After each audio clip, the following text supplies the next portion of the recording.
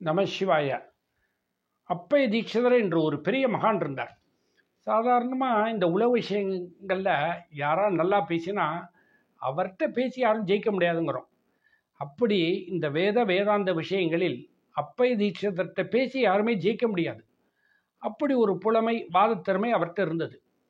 அவர் சிவபெருமானின் அம்சமாக போற்றப்பட்டார். அவர் பல அதிசயங்கள் அற்புதங்களை நிகழ்த்தினார். 16வது நூற்றாண்டில் நமது சைவ சமயம் நலிவடைந்த போது தோன்றி தனது வாத திறமையாலும் தனது அதிசயங்களாலும் அற்புதங்களாலும் சைவ சமயத்தை மீட்டெடுத்தார் என்று சொன்னால் அது மிகையாகாது. அப்பய தீட்சிதர் அத்வைத சித்தாந்தத்தின் மீது மிகவும் பற்று உடையவர், நம்பிக்கை உடையவர். மகாபிரிவா அப்பய தீட்சிதரை பற்றி சொல்கிறார். இன்னைக்கு நம்ம விபூதி ஏற்றுருக்கோம், ருத்ராட்சம் போட்டிருக்கோம்னா அதற்கு காரணம் அப்பய தீட்சிதரின் எத்தனத்தின் பிரயோஜனம் என்கிறார். அதாவது அப்பய தீட்சிதரின் பெருமுயற்சியின் பலன் என்கிறார். அப்பய தீட்சிதர் 104 நூல்களை எழுதியுள்ளார்.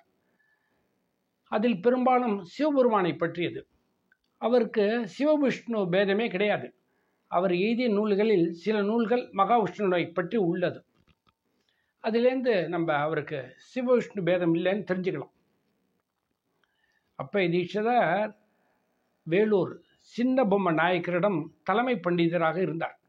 அப்போது யார் வந்து வணங்கினாலும் தனது இடதுகையை தூக்கி ஆச்சரியம் செய்வார்.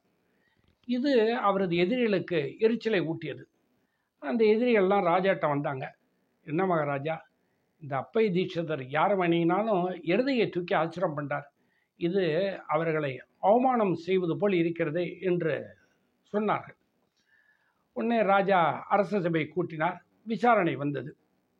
அப்பய தீட்சிதர் சொன்னார், எந்த ஒரு பிராமணன் உண்மையாகவே ஆச்சாரமாக இருக்கிறானோ, எந்த ஒரு பிராமணன் பக்தி சிரத்தையுடன் தனது அனுஷ்டானங்களை செய்கிறானோ, எந்த ஒரு பிராமணன் வேதாந்த விஷயங்களில் மிகவும் புலமை உள்ளவனாக இருக்கிறானோ, அவனது வலது கையில் அக்னி பகவான் வசிக்கிறார் என்பது வேதம் சொல்லும் உண்மை. ஆனால் தான் நான் வலது கையை தூக்கி ஆசீர்வாதம் பண்ணுறதில்ல. அப்படி ஆசீர்வாதம் பண்ணால் ஆசீர்வாதம் வாங்க வந்தவர்கள் எரிந்து போய்விடுவார்கள். ஆனால் தான் நான் இடதையை தூக்கி ஆசீர்வாதம் பண்ணுறேன்னார். உடனே எதிரிகள்லாம் இது பொய்ன்னு கத்தினாங்க.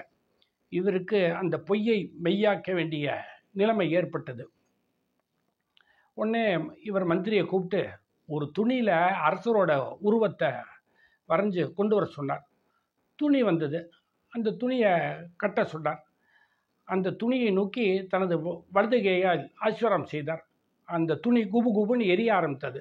உடனே ராஜா உட்பட அனைவரும் இவரது காலில் விழுந்து வணங்கினார்கள். அவர் எவ்வளவு பெரிய மகான் என்பதை தெரிந்து கொண்டார்கள். தென்னாடுடைய சிவனே போற்றி, எந்நாட்டவர்க்கும் இறைவா போற்றி.